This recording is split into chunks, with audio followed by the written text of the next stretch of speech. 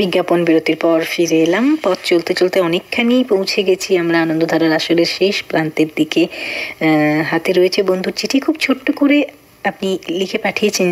আপনি লিখেছেন সিঙ্গুর জলাঘাটা হুগলি থেকে গোপাল দাস, মনের কথা এই শিরোনামে একটি কবিতা।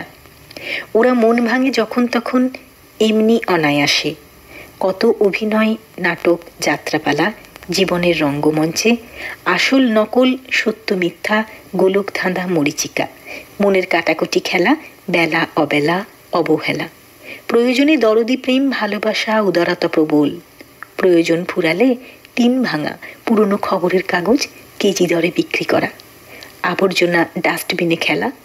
ওরা মন ভাঙে যখন তখন এমনি অনায়াসে। গোপাল দাস, সিঙ্গুর জলাঘাটা হুগলি থেকে এই চিঠিটি পাঠিয়েছেন আপনি।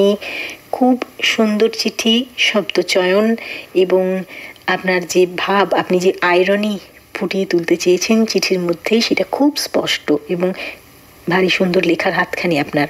আবারও আনন্দধারার আসরে চিঠি লিখবেন কিন্তু। এই মন ভাঙার কথা বললেন বলে চলুন রূপঙ্করের কণ্ঠে একটা গান শুনে নিই।